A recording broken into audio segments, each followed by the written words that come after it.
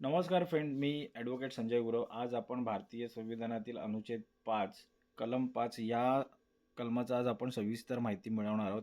या कलमाअंतर्गत येणाऱ्या ज्या तरतुदी आहेत त्यांचा सविस्तर आपण आढावा घेणार आहोत. भारतीय संविधानातील अनुच्छेद 5 काय सांगते आपल्याला, की संविधान लागू होताना नागरिकत्व ठरवण्याची तरतूद.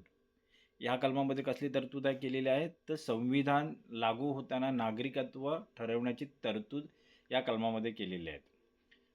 संकल्पना काय, अनुच्छेद 5 हा नागरिकत्वाशी संबंधित तात्पुरता ट्रान्झिशनल कलम आहे. कसा आहे हा कलम? तर अनुच्छेद कलम 5 हे नागरिकत्वाशी संबंधित तात्पुरता कलम आहे. तो 26 जानेवारी 1950 रोजी संविधान लागू होताना कोण भारतीय नागरिक मानला जाईल हे ठरवतो. हे कलम काय सांगतं, तर 26 जानेवारी 1950 रोजी संविधान ज्यावेळी लागू होत असताना कोण भारताचा नागरिक आहे हे मानलं जाईल ते ठरवतो.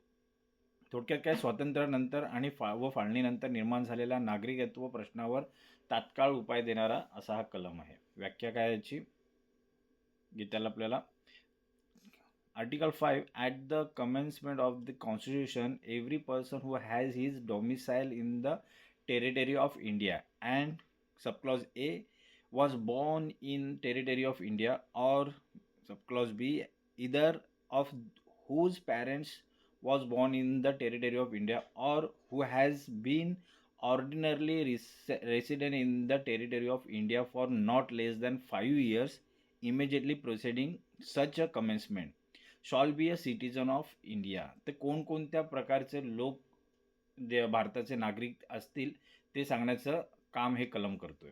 स्पष्टीकरण काय आहे या कलमाचं? साध्या सोप्या भाषेत काय सांगता येईल आपल्याला, संविधान लागू होत असताना एखादी व्यक्ती भारतीय नागरिक ठरवण्यासाठी कोणत्या आवश्यक अटी असाव्या लागतील, तर भारतामध्ये अधिवास डोमिसाईल असलेला व्यक्ती हा नागरिक असेल तर खालीलपैकी किमान एक अट पूर्ण होणं गरजेचं आहे. भारतात जन्म झालेला असावा, पालकांपैकी एकाचा भारतात जन्म झालेला असावा आणि संविधानपूर्व सलग 5 वर्षे भारतात वास्तव्य केलेलं असावं. तर ह्या अटी पूर्ण झाल्यास तो व्यक्ती हा भारताचा नागरिक आहे असं घोषित करता येईल, मानण्यात येईल. स्वरूप कसं आहे या कलमाचं, तर कलम प्रकार कसा आहे, तात्पुरते संक्रमणीय आहे. लागू कालावधी 26 जानेवारी 1950 हे आहे. अधिकार स्वरूप कसं आहे, घोषित करणार आहे. नंतरची भूमिका आहे, मर्यादित आहे. व्याप्ती काय ह्या कलमाची, अनुच्छेद 5 लागू होतो. कधी लागू होतो, तर संविधान लागू होण्याच्या क्षणापुरता फाळणीनंतर नागरिकत्व ठरवण्यासाठी हे कलम लागू होतं. आजच्या नागरिकत्व प्रश्नावर थेट लागू नाही. पार्श्वभूमी कशी आहे, 1947ची फाळणी, मोठ्या प्रमाणावर स्थलांतर, नागरिकत्वाबाबत अनिश्चितता, भारत स्थलांतर, पाकिस्तानमधून भारतामध्ये जे स्थलांतर झालं त्यांच्यासाठी हे कलम त्यावेळीच लागू केलं झालं. इतिहास कसा आहे, संविधान सभा चर्चेत नागरिकत्वावर मोठा वाद होता. अल्पसंख्याकांचे संरक्षण करण्यासाठी हे कलम आलं. राष्ट्रीय निष्ठा, लॉयल्टी महत्त्वाची होती. संबंधित संविधानिक कलमे कोणती आहेत, त्या कलमाच्या संबंधित असलेल्या संविधानिक कलम कोणते आहेत? अनुच्छेद 5 प्रारंभिक नागरिकत्व, अनुच्छेद 6 पाकिस्तानातून आलेले नागरिक, अनुच्छेद 7 पाकिस्तान गेलेले नागरिक, अनुच्छेद 8 परदेशस्थ भारतीय, अनुच्छेद 9 परदेशी नागरिकत्व, अनुच्छेद 10 नागरिकत्व सुरू राहणे, अनुच्छेद 11 संसद अधिकार. ते हे काही या कलमासंबंधित असलेले संविधानिक कलमे आहेत. संबंधित कायदे कोणते आहेत, स्टॅट्युटरी लॉज कोणते आहेत? Citizenship act 1955, citizenship rules, passport act 1967. आज नागरिकत्व ठरवणं प्रामुख्याने सिटिझनशिप ॲक्ट 1955 अंतर्गत येतं. उल्लंघन आणि शिक्षा काय, ह्या कलमाचं उल्लंघन कसं होऊ शकतं?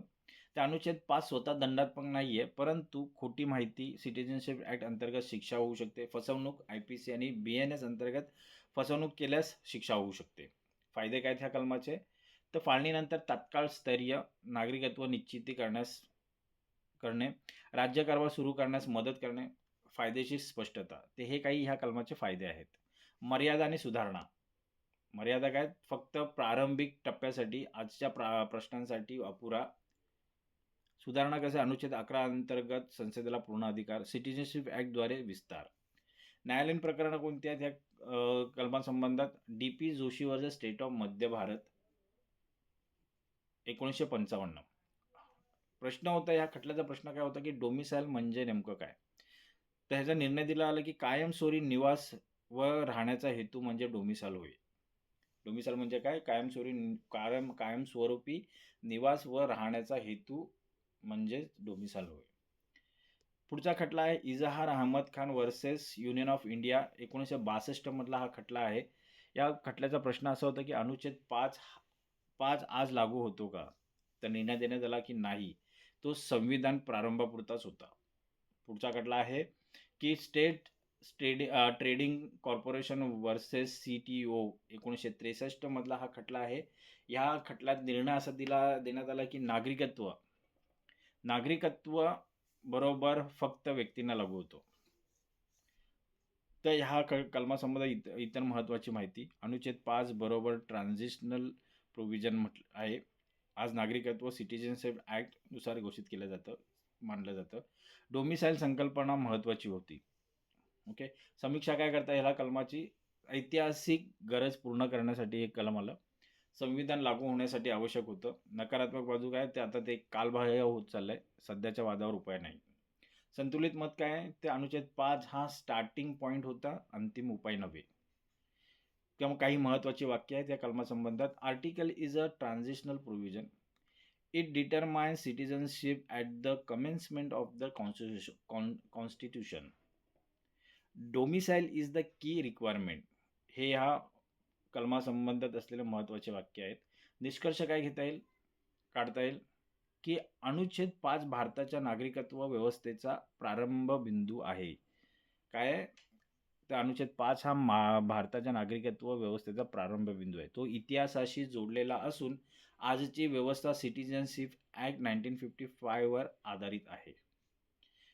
तर मित्रांनो, आज आपण अनुच्छेद 5 भारतीय संविधानातील कलम 5 ह्या कलमाच्या तरतुदी चांगल्या प्रकारे समजून घेतलेल्या आहेत.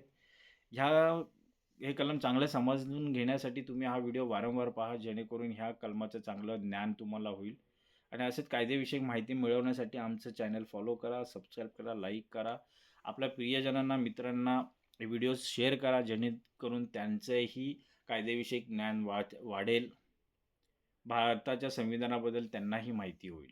आपण प्रत्येक स्वतंत्र कलमावरती व्हिडिओज तयार करत आहोत, माहितीपर व्हिडिओज तयार करत आहोत. प्रत्येक कलम सविस्तरपणे समजून घेण्याचा प्रयत्न करत आहोत. तर आज आपण इथेच थांबूया. धन्यवाद.